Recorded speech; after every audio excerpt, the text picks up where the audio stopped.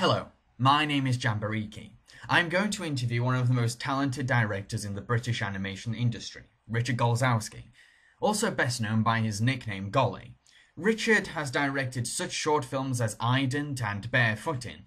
He's also directed the popular British cartoon series Creature Comforts and the cult animated series Rex the Runt. Lately, Richard has been directing the Wallace and Gromit spin-off show Shaun the Sheep. Hello, Richard. Thank you for taking the time to be interviewed. No worries. You're welcome. First, I'd like to ask you, what inspires you to start a career in animation? I think it was the scarcity of animation when I was a kid, and we were lucky to get one cartoon on a Sunday after a Sunday football game on ITV. It was a Daffy Duck or a Roadrunner cartoon, and I loved those cartoons. I looked forward to Sunday afternoon. So yeah, there was no video at the time, and there was not a lot of other places to watch them, so they were just used as fillers.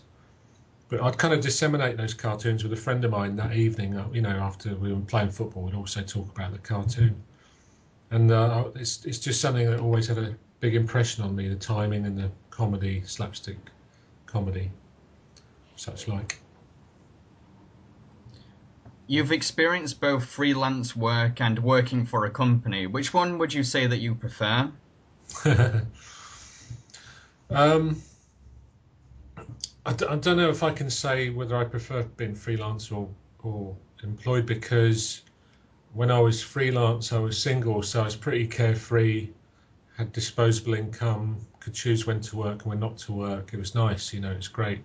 But with a family, with children, I kind of much preferred having a steady income and I'm working in a job that I love, so that was absolutely fine by me. So different circumstances, I've preferred both. Um, yes. What is your proudest achievement as an animation filmmaker? Proudest achievement.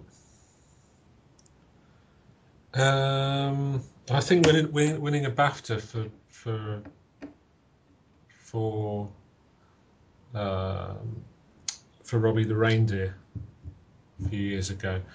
Not that I was keen to get an award. It's just such a extraordinary thing to stand on stage and see all these people. I've kind of been a bit of a fanboy of television and comedy, so to sort of stand there and see all these people that you kind of really admire.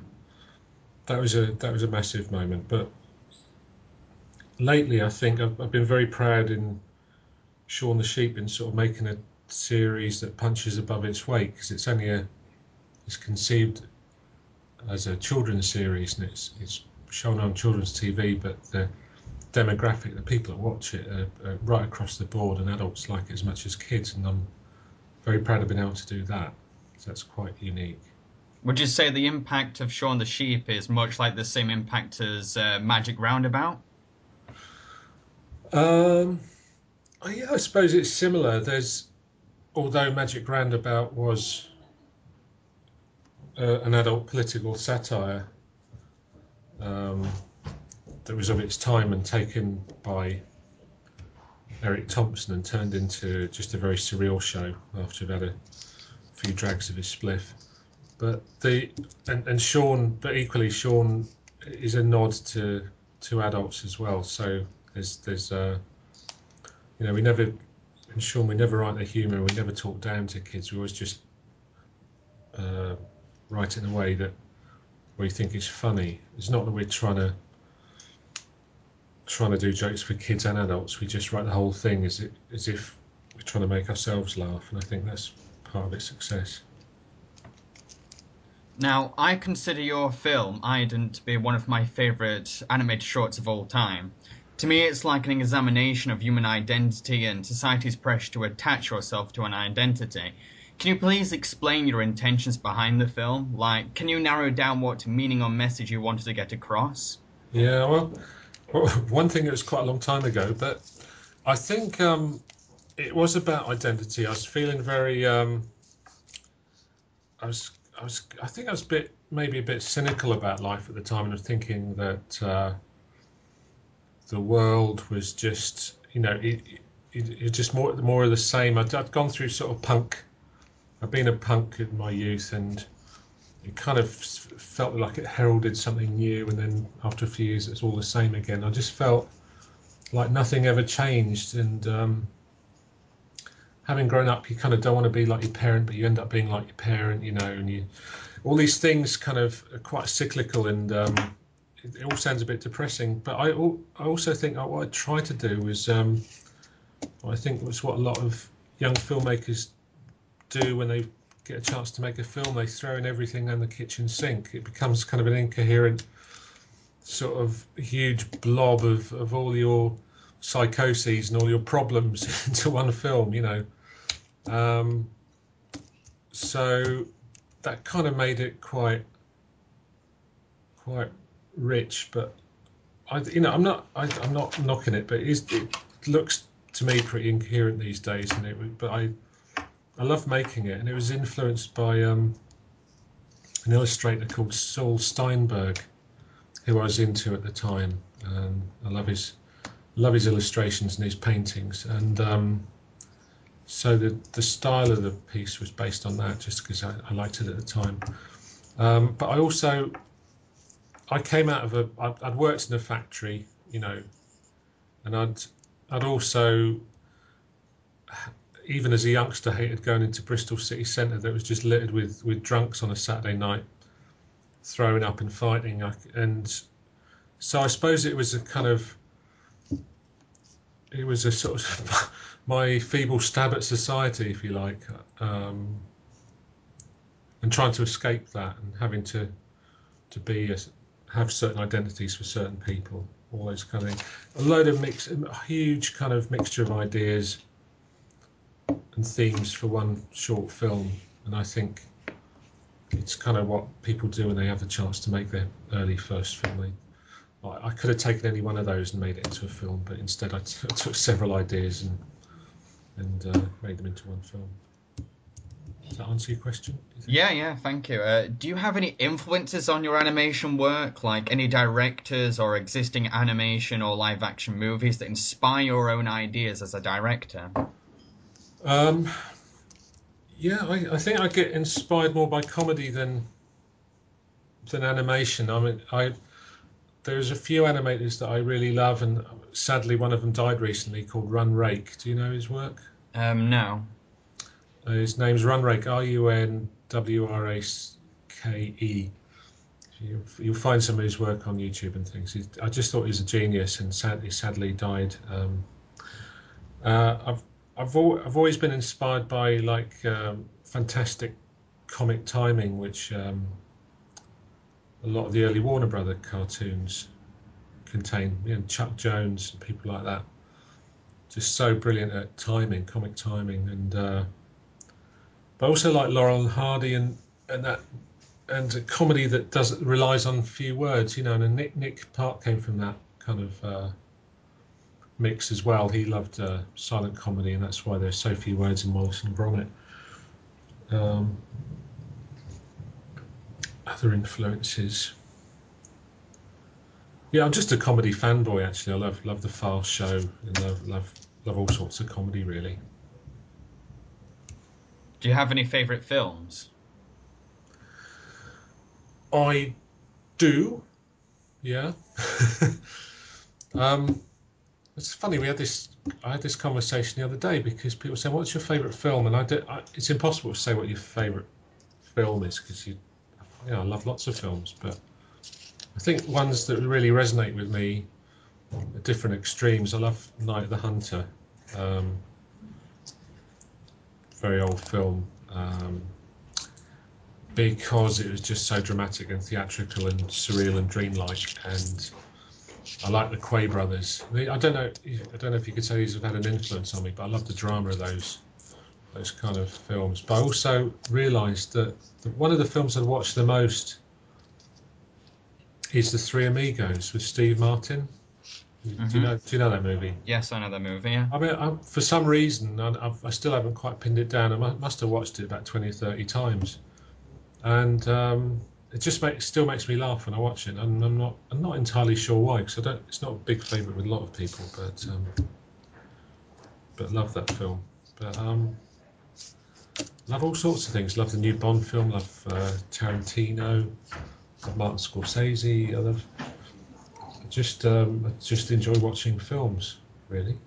Um, as for influence, it's very hard to gauge, because I suppose only in retrospect I watched some Shaun episodes and I realise I've lifted a joke or a scene or a particular look from a film that I wasn't aware of. You know, in the boarding process, you kind of tend to use things that have stuck in your head.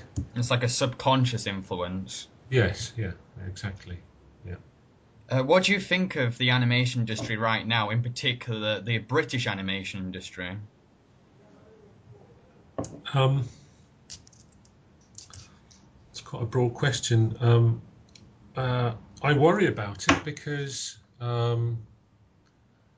it's like, just because of digital technology, there's so much user content, people making things for nothing. My kids don't. I'm sure you don't really differentiate much between YouTube and television, and I wonder how much longer we can be given money to make TV shows for, when people seem to generate their own for free and people love to watch them. Um, I still think it's exciting. It's got lots of possibilities, and Britain's always been. I've always been amazed, and I'm not solely aware of it until I go to a festival, how many British films are in that festival, whether they're just there in a panorama or whether in competition. We just produce an awful lot of films. It seems to be a very, very British thing. Um, it's always been healthy, and I know thousands of people still send me their show reels, and kids send me their films. So, from my perspective, it always feels very healthy and fresh and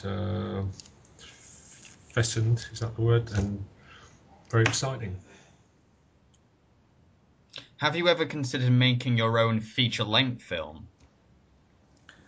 Yes, I have, and it's I'm hoping to achieve that with Shaun the sheep, which sounds like a um, slightly odd thing to do with Shaun the sheep, but I've as a series, like I say, I think it punched above its weight, and I think I can make a film. I've written a script with a screenwriter, Mark Burton, and we're raising the money for it, which we've done, and we can make a film that actually again punches above its weight and tells a story that is not only comedic and slapstick and has no dialogue, but also has an emotional resonance, and will have people identifying with the characters and their problems. So I'm quite excited by that, and yes, that's where I want my career path to go, is tell longer form stories. It's interesting. What's your fondest memory of working at Aardman? Well, we've got several, but I think the one that really sticks out is working on a video called Sledgehammer for Peter Gabriel. Are you aware of that? You've seen? Yeah, yep, yep. I mean, it was. I suppose it was fairly groundbreaking at the time, but we were kind of aware of that, in making it. We thought, blimey, no one's ever watched anything like this on Top of the Pops before, and no one's will have seen anything like this on TV. And it was just it's the closest you can get an animation to seat of your pants stuff. It felt like a live action shoot. We were in the studio at 6 in the morning. We left at 10 o'clock at night, and we spent the whole day running around trying to film all these different segments. And on the last, we were supposed to shoot it in 5 or 6 days, but on the seventh day, we were shooting on Sunday, and we shot right through Sunday night, and we finished at 5 a.m. on a Monday morning. And we were still buzzing. It was a very exciting thing to do. Loads of animators involved, including the Quay brothers, Nick Park, myself, and Dave Anderson, Peter Lord. There's lots of animators, and there's lots of talent, lots of excitement in doing it. And like I said, it was exhilarating, which is not something you could say about animation very often. So that was probably the highlight. That and working in New York on the Pee Wee Herman show. It was great as a youngster to go and work in New York for a few months. Um, but I think as I've got older, I like writing. I like writing comedy.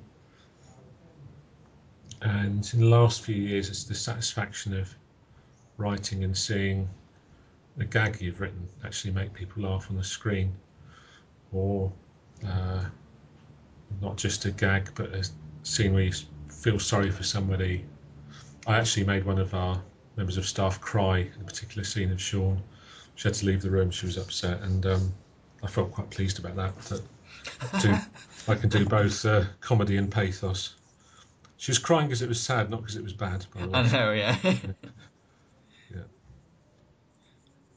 Now, you were responsible for the Creature Comforts television series based on Nick Park's original short film. Yeah. How did it feel working on a project based on someone else's concept? Um, it wasn't entirely somebody else's concept. In the early days of Aardman, we'd made, I think before Creature Comforts came along, we'd probably worked on 10 films that we used vox pops, i.e. real sound that's recorded in an interview situation. So it wasn't new in that respect. What was new is that we tried to the films we'd made. We tried to we used human characters. Nick was the first one to stick good animals' voices, which was just very funny, and we all actually we all knew it kind of as soon as Nick had made the film, we just had ideas for another 30 Creature Comforts films, but with Nick's commitments and mine, we never kind of talked about it. And just the opportunity came and said, "Well, why don't we try this?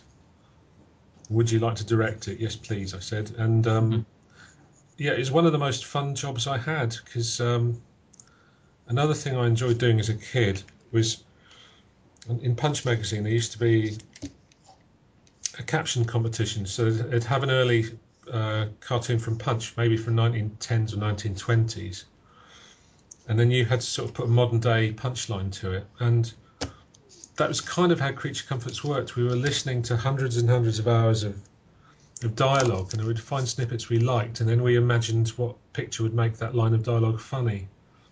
So I seemed to be pretty good at that. It was very satisfying. It was a fun project to work on, and kind of from a directing point of view, nice and easy because I sat there choosing bits of dialogue and saying, "Let's have a bat saying that's hanging upside down," or let's have an old donkey saying that as they're just about to kick the bucket, or and somebody would make it happen, and I'd go along and direct it, but it was always every aspect of it was really fun to do. So yeah. So does that answer your question? I forgot what your question was now. I was asking how you felt about directing something that was based on someone else's short film. All right. Yes. Well, I was perfectly happy. In fact, I felt really lucky to have done it because I think I had more fun making the series than Nick did making the short, and uh, it was just great fun listening to recordings from all over the country, and I felt we managed to take it in areas where that Nick Park Short hadn't, so it felt like we were achieving something a bit new as well. So no, I didn't mind working on somebody else's idea. Just glad of the work. What's your favorite thing about making an animation project? Like, which is the stage that you really value? Well, in terms of what I'm working on at the moment, Shaun the Sheep is once we're happy with a script, I like the stage. I think the most rewarding stage and the most vital stage is when it's boarded, and you have to work with storyboarders that one have got a sense of humour and two can bring comedy to it, and then also in the staging and how jokes work and how cinematic it is, but then also to then put those images on a timeline and make an animatic and and make it work as a 6-minute piece. That's make it funny as possible. Then I feel like my job's done. I can walk away because there's a whole production team that wouldn't even need to be involved in. I can just hand it over and they'll make it work. It's the hard work's done. The hard work is making a funny film that works. And next, it just needs to be translated into animation. So that's the stage I like most, when that starts to work. Is there any stage of making an animation that you don't enjoy? Yeah, when things start to go wrong, or you realize the thing is, it moves at a relative snail's pace, so your ideas can change, and it's very hard once something is in production to change anything. And the thing is, there's time for your ideas to change and develop and get better. So it's not a nice feeling when you're actually watching a shot being shot and thinking, oh, I know that would have been better if I'd have staged it here with that prop, or I could have done that joke with it, or which inevitably happens sometimes. So the slowness of the process means that your ideas evolve faster than the stuff's actually shot, and that can be frustrating. What else? Oh, post-production, I don't like sitting on a sofa kind of doing the grades and the sound mixes. Sometimes that can get very tedious. You're running over the same half a second over and over again for hours. I haven't got a lot of patience, you see. What advice would you give to those who want a career in animation? I'm finding it increasingly hard because, like I think I said at the start, I think the shape of the industry is changing, and the way content is made is changing, and there's so many more ways to see it now, and it's so more easily achievable. So I just think if I was to encourage people, I think youngsters need to be much more business-minded these days. You know, we only had one source of funding, or two, when I started out, and that was TV and film. You know, now with the internet and YouTube and people making their own films, it's become the waters become muddied, and it's hard to know. You know, relatively the funding for animation has dropped. It has become harder. Though don't want to be too miserable, but there are opportunities there as well. I think you've got an opportunity to, as a young filmmaker, is to make films. Just, if you like, initially as an amateur, you can beg, borrow, steal, and get friends to help, and you can make a film and you can put it on YouTube, and you can judge. You know, YouTube doesn't lie. If it's funny, it will get watched. If it's good, it will get watched. If it's saying something different or new, it'll have thousands of views. And if it has thousands of views, it's because it's good, and people notice that. And I think we'll increasingly see TV shows coming from ideas that have been developed on YouTube. So I think there's an opportunity there, and Vimeo and all the other forums that you can watch films. But yeah, it's a changing world. I hardly recognise it now, and so I find it hard to give advice. I mean, definitely don't get into it if you want to be rich. That's what I'd say. Not going to happen. Well, thank you for your wonderful answers, Richard, and for taking the time to be interviewed. You're very welcome. And a thank you to my listeners for listening through this interview.